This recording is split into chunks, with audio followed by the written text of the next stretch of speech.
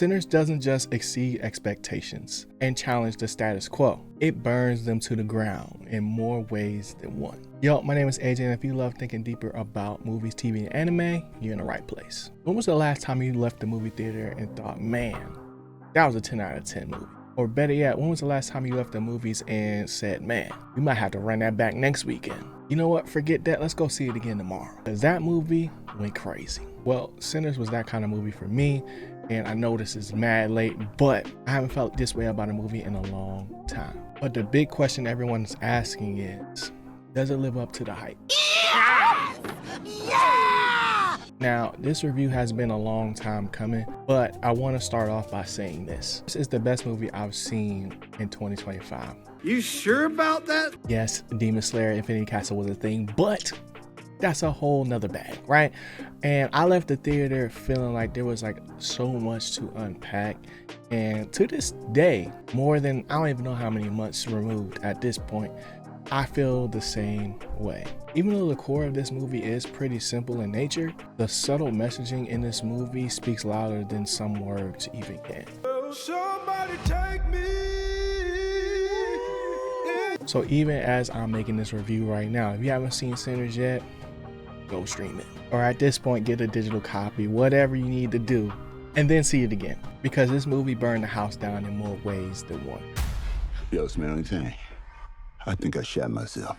Going into this movie, I had a couple expectations based on what I saw in the trailer. The first thing was that we're going to get a great performance from the actors, mainly from Michael B. Jordan, because to this day, Michael B. Jordan and Ryan Coogler have not missed. He ain't lying. But also because of the all-star cast that they have assembled for Sinners. Second thing I was expecting was to see the vampires go crazy. Specifically, Haley Steinfeld, because she made a promise in that trailer. And I was excited to see how they were going to see it through.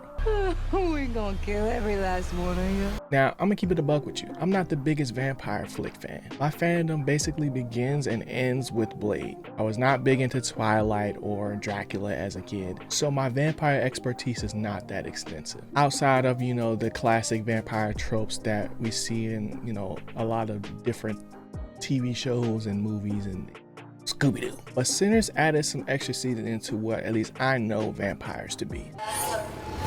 Yeah, nah. Now, what I love about Sinners is that it taps into so many facets of life. Plus, there's a lot of crossover culturally. It could be something as simple as the vampires having to be invited into the home before they could enter. Stay. It's you? Of course it's me. Open the door. That ain't your brother. Personally, I feel like I've heard that in so many different ways, in so many different times growing up in church. Obviously not specifically to vampires. You keep dancing with the devil. One day he's gonna follow you home. But it reminds me of similar sermons where they explain that basically the devil can't do anything without God's permission. And simple touch points like that can change the whole atmosphere of the movie, giving the audience enough clues and pieces to the pie to not only keep them invested in the story as an experience in and of itself, but also making sure they make every line count. Hallelujah! Yes. Hallelujah! Yes. Hallelujah! Okay, so if you made it this far in the video, you clearly enjoy thinking deeper about movies, TV, and anime. Comment Jeepers Creepers. And while you're at it, quick question. Who is your favorite vampire of all time? Let me know in the comment section below, because if I had to pick, I'm going with Blade. Cause there's only been one Blade. There's only ever gonna be one Blade. Okay, speaking of dialogue, I haven't even given you the premise of Sinners yet. So if this is somehow your first time coming across Sinners, this movie is basically about two brothers opening up a juke in an old sawmill during the sharecropping Jim Crow era of Louisiana. You twins? Nah, we cousins. Yes, this movie was set in a different time, but the movie still felt modern. And it was in an era where everyone was trying to seek freedom from their current circumstances. Some might even say we're not that far removed based on what we still face today. But I'll let you come to your own conclusion on that one. Right. But to stay on track, the Moore twins, Smoke and Stack, have the goal of making this juke joint as legitimate as possible. Regardless of how they acquired the money to seed the project, they had a plan and they executed, all for this one night that will hopefully be the first of many. And with the help of some friends and family, they were certain they could pull off a miracle. Careful, boy. You gonna bite off more than you can chew. But that miracle soon turned into a nightmare when the big bad of this movie, Remick, pulled up out of the woodwork, literally. And they pulled up to the juke joint ready to jam. What the hell going on? Oh, we heard tale of a party. One thing that I will say about Jack O'Connell's portrayal of Remick was that he was definitely in his bag. Was he the most terrifying vampire of all time? No, but he sure acted like it. You can say that again. Sure, some might say that he's not the smartest and maybe he's a little bit desperate, just based on the way we were introduced to him.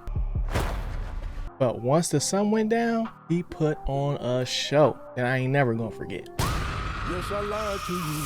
But if you want to hear a more in-depth conversation about Sinners, definitely check out the podcast that we did on it on the Wine Out Geek Show here on YouTube or your favorite podcast app. One of my favorite Easter eggs from Sinners was the inspiration behind the red eyes in the film, because it actually came from the wolf character in the Puss in Boots movie, The Last Wish, which I still have to see. I know, I'm sleeping. But it leads me to another thing that I appreciate about Sinners, and that's that they never really outright say that the antagonists in this movie were vampires. They kind of leave it ambiguous, probably because all the people in the movie are experiencing this for the first time, so there's no real need to. And you know what they say, what's understood doesn't need to be said.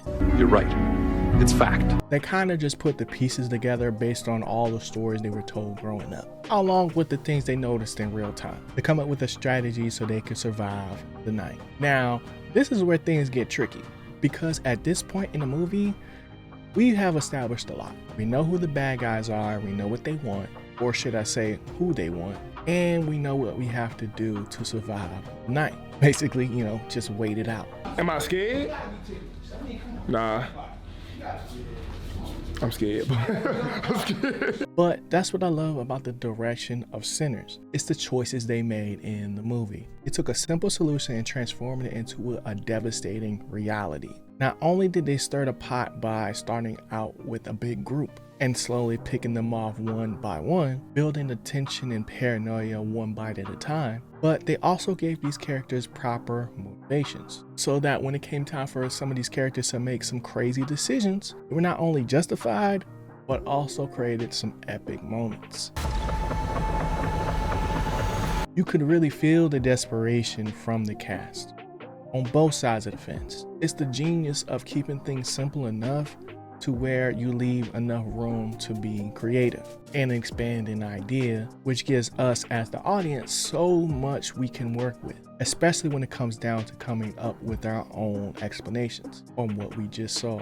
Like with many Ryan Coogler movies, Sinners leaves room for the plot to breathe, which makes for fun conversations after the fact, which is why I'm giving Sinners a 10 out of 10 G-File score. Hands down the best movie I've seen this year by far. But that's all I got for Sinners. If you enjoyed this review, here's another one that we think you would like. But before you go, make sure you hit that like button, hit the subscribe button so you don't miss another one of my reviews. And I'll see y'all in the next one. Peace.